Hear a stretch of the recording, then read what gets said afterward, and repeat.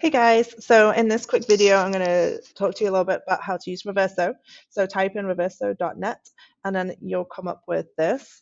Obviously, you want to make sure that your settings are on English to French, and we can use this to translate words or even maybe a very short phrase, but do not copy in whole chunks of text because it will come up with wonderful French, which is not in your own words. It's not, and no French one reading it would be able to understand.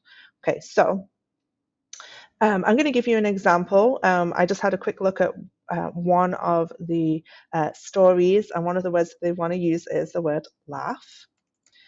Okay, so we'll type in laugh and see what comes up. Okay, so see, we've got a couple of verbs for laugh, rire et rigoler. So you want to choose the right one. Now, both would be okay. I'm going to show you a couple of other things that you can do. But if you look at rire, that looks familiar. That's the word that we've done before, maybe here or there. So you can take this one. But look at rire is also a noun. So when you see N, that means noun, and it's a masculine noun. So we can have a laugh, le rire, the laugh, le rire. If you see V, that's as a verb, to laugh, rire. So this word is great because we can use it for either the laugh, le rire, or just to laugh, rire. And rigoler also works. It just is only a verb. Okay. So make sure you're looking at whether the word is a noun or a verb and think about how you want to do it. Are you talking about he laughs a lot? Then that is a verb. He laughs. So you're going to have to conjugate rire into into laughs.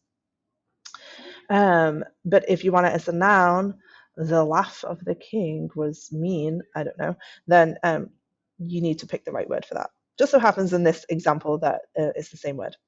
What I want to show you is examples in context. So if you scroll down, this is going to help you choose, because look at there are more translations for laugh. So it tells you moque. Think about that word sounds like moque is more like to laugh at somebody.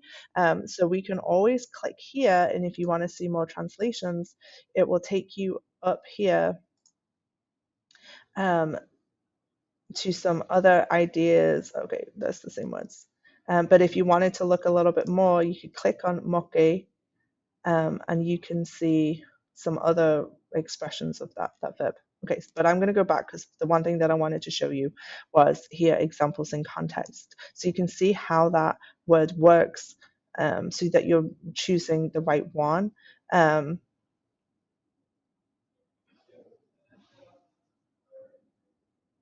Yeah, and you can see both are used.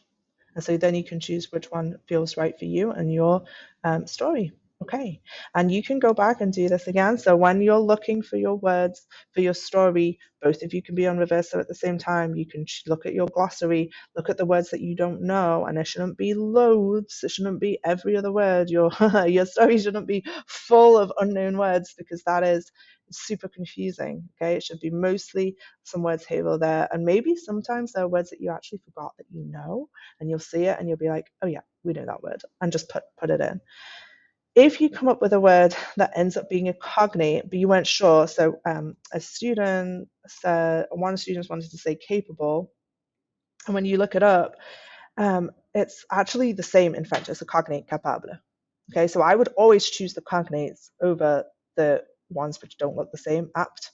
But again, double check the context to make sure that capable still fits your context. And if it does, then choose the cognate. And when you have a cognate, you don't need to put that in your glossary. Okay, so if you're looking up words and you're like, oh, that's the same in French, then put it in the same and just take it off your glossary list. Okay, just put it in there in French.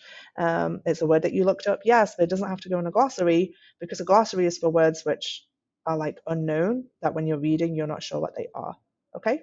So sometimes on your story, I've kind of crossed it off your glossary, because I'm like, it's a cognate. Don't need to have a super long glossary list if you don't need to.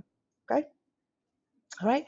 If you're having any trouble with this or still not sure, you look and you're between two words, just that's what I'm here for. Ask me to come over. I'll come and have a look, or you come over to me. Okay. Bye.